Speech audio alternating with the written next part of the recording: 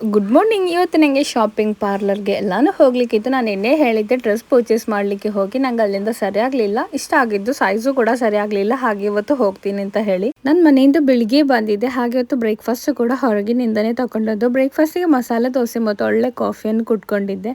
ಹಾಗೆ ಬ್ರೇಕ್ಫಾಸ್ಟ್ ಮುಗಿಸಿದ ಮೇಲೆ ಮೊದಲಿಗೆ ನಾನು ಡ್ರೆಸ್ಸನ್ನೇ ತಗೊಳ್ಳಿಕ್ಕೆ ಹೋದದ್ದು. ಇವತ್ತು ನನಗೆ ಬಂದ ಕೂಡಲೇ ಇಷ್ಟ ಆದಂತಹ ಡ್ರೆಸ್ ಬೇಗನೆ ಸಿಕ್ಕಿತ್ತು. ಹಾಗೆ ಅದನ್ನು ತಗೊಂಡು ಅಲ್ಲಿಂದ ನಾನು ಪಾರ್ಲರ್ಗೆ ಹೋದೆ. ನಾನು ಆಲ್ರೆಡಿ ಬುಕ್ಕಿಂಗ್ ಮಾಡಿದ್ದೆ. ನಾನು ಹೇರ್ ಸ್ಪಾ ಮಾಡಲಿಕ್ಕೆ ಬಂದದ್ದು. ನಾನು ಬರುವಾಗ ಸ್ವಲ್ಪ ಲೇಟ್ ಆಗಿತ್ತು, ಲಂಚ್ಗೆ ಸಮಯವಾಗಿತ್ತು. ಹಾಗೆ ಶುರು ಮಾಡೋದಕ್ಕಿಂತ ಮೊದಲು ಫುಡ್ಡನ್ನು ತಿಂದುಬಿಟ್ಟು ನಂತರ ಶುರು ಮಾಡು ಅಂತೇಳಿ ಅಲ್ಲೇ ಹೊರಗಿನಿಂದ ಅವಕಾಡೋ ಶೇಕ್ ಮತ್ತು ಬರ್ಗರನ್ನು ಆರ್ಡರ್ ಮಾಡಿಕೊಂಡೆ. ಮತ್ತು ಒಮ್ಮೆ ಶುರು ಮಾಡಿದ ಮೇಲೆ 2-3 ಗಂಟೆ ಹೋಗೋದು ಗೊತ್ತಾಗೋದಿಲ್ಲ. ಮತ್ತು ಅದರಡೆಯಲ್ಲಿ ಬಂದು ಫುಡ್ ಮಾಡೋದು ಪಾಸಿಬಲ್ ಅಲ್ಲ. ಆದ್ದರಿಂದ ಫುಡ್ ಮಾಡಿದ ಮೇಲೆ ನಂತರನೇ ಫ್ರೀಯಾಗಿ ಮಾಡು ಅಂತ ಹೇಳಿ ಫುಡ್ಡನ್ನು ಮೊದಲಿಗೆ ಮಾಡಿದೆ. ಈ ಬರ್ಗರ್ ಉಂಟಲ್ಲ ತುಂಬ ಟೇಸ್ಟ್ ಆಗಿತ್ತು. ಅದಾದಮೇಲೆ ನಾನು ಸ್ಪಾ ಮಾಡಲಿಕ್ಕೆ ಶುರು ಮಾಡಿದ್ದೆ. ಹಾಗೆ ಸ್ಪಾ ಎಲ್ಲ ಮುಗಿಯುವಾಗ ಈವ್ನಿಂಗ್ ಆಗಿತ್ತು. ಈವ್ನಿಂಗ್ 5:30 ಏನೋ ಆಗಿತ್ತು. ಅದಾದಮೇಲೆ ನಾನೊಂದು ಫಲೂದ ತಿಂದ್ಕೊಂಡು ಮನೆಗೆ